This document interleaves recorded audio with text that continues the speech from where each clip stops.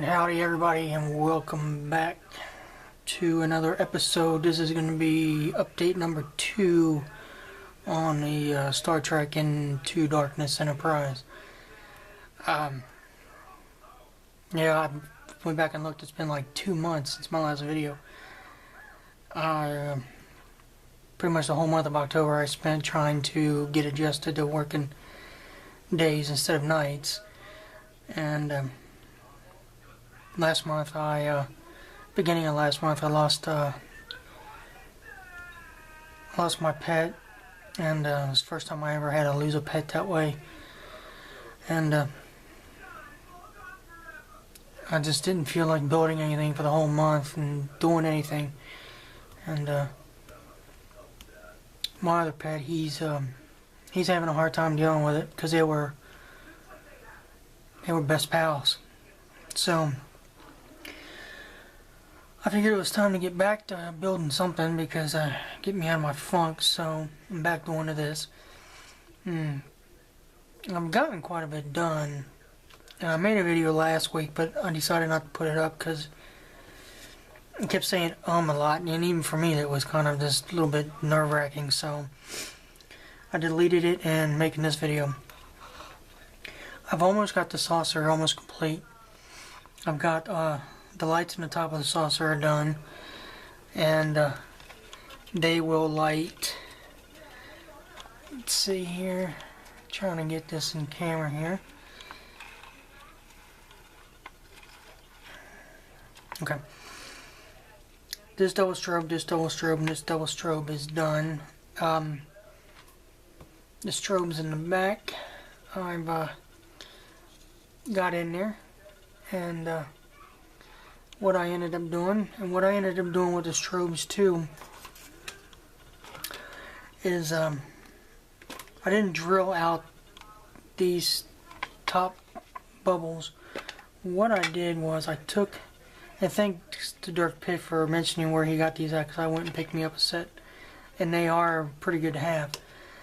I used this small ball one, I don't know if you can see it, and I went in and I just went down just enough to cover this, and so the little tip of the LED would sit in there. And I did the same for these lights here, and I did the same for the bottom. And then I put the light on the back, so now when it's going to double strobe, it will actually double strobe through the little ball instead of having an LED stick out. I even did the floodlights, and that was a challenge in itself. Let's see, I took the smallest LED or SSMD they make out there. I think it's the 0402, and it might be smaller, I don't know, I don't have them on hand right now. But what I did was I took the tiniest drill bit that I had, and I drilled sideways into here, and it came out on the bottom here. So what I did, when it came out, I took, let's see if I can find it. I think it was this one here.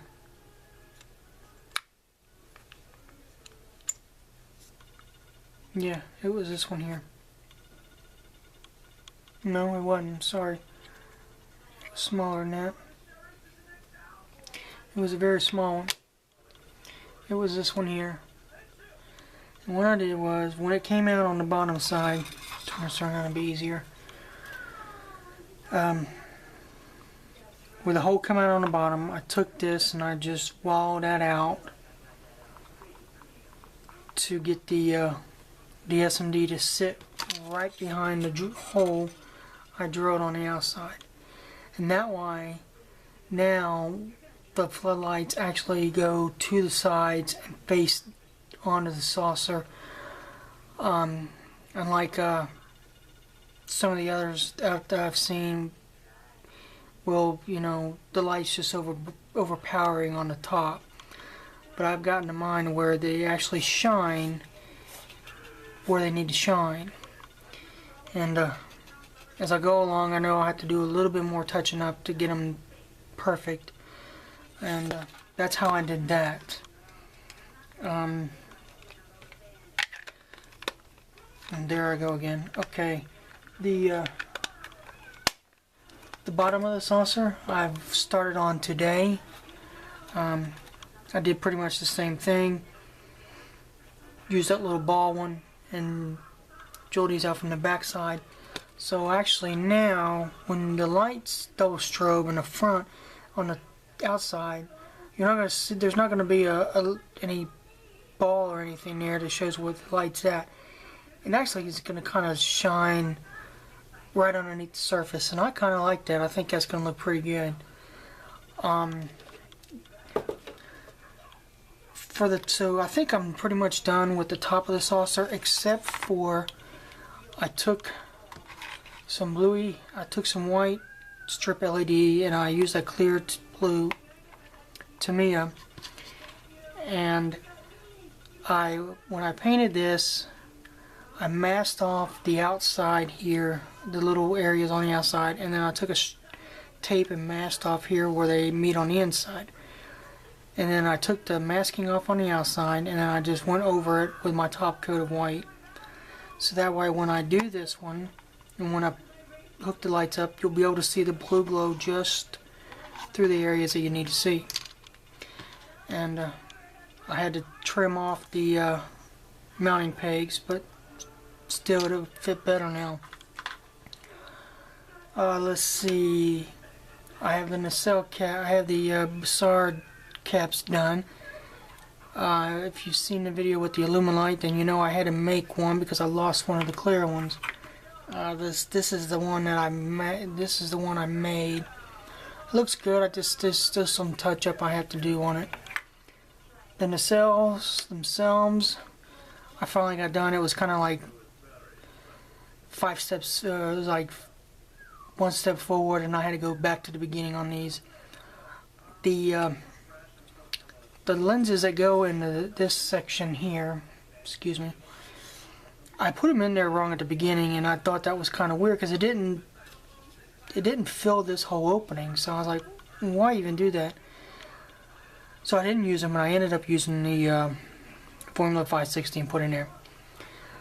Then I got to looking at the instructions even more, and I realized they weren't supposed to sit down in there. They're actually supposed to lay right in there, just lay in there sideways. So I already had the glue in there, and it already set, and I was like, well, do I take the glue out and just use these? And I was like, well, yeah, that's what I'm going to end up doing. So that's what I did. I took the glue out, put these back in, and put the mask back on top. These windows here, I ended up having to do the same thing. I ended up doing these twice.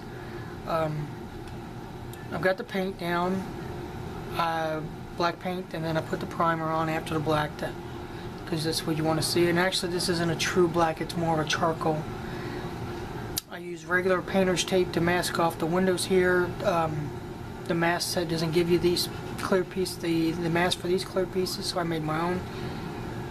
And then I ended up using canopy glue and went around it, and it sealed everything up, so it's fine. It is good to go.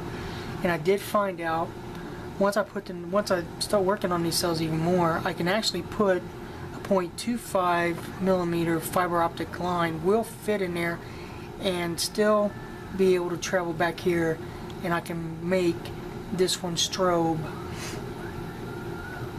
if I want to. So I know that I have that option.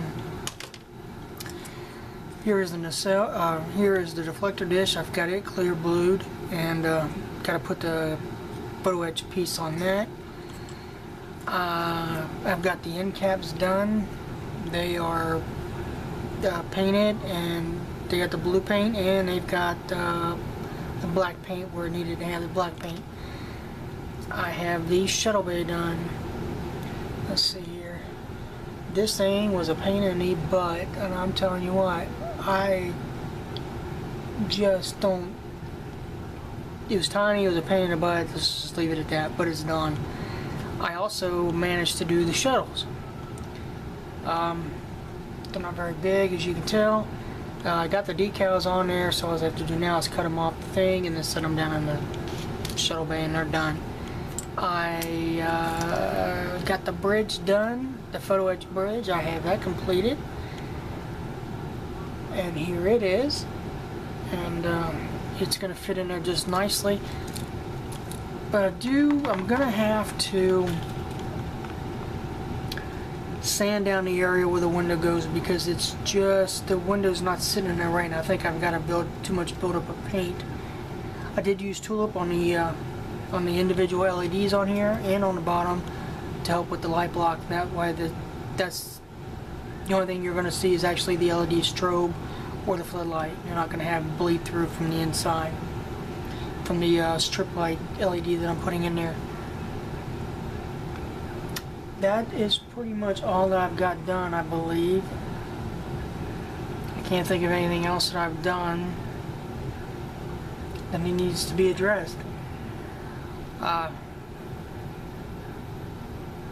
I do want to thank Dirk Pick for recommending these. These definitely did come in handy, and they're going to come in handy in the future.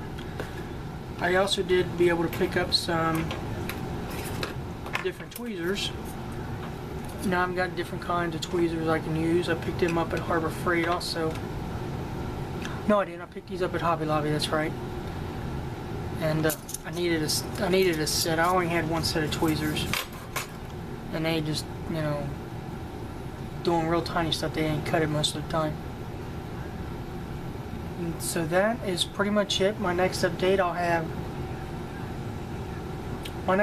should have the saucer completely done and sealed up and set aside, and start working on the secondary hull and the nacelles. The nacelles have just been trouble for me since day one. I've been trying to put off doing those as long as I can. So those will probably be the next thing after the saucer. I do like how these turned out. I think they turned out really good. The masking set from Ludom also works really well, so I would recommend it. So that is it for now, guys. Thanks for watching. Thanks for subscribing. Sorry about the long hiatus, but things get in the way sometimes, I guess. So I should have an update before Christmas. So until the next one, guys, I will see you, and have a good one.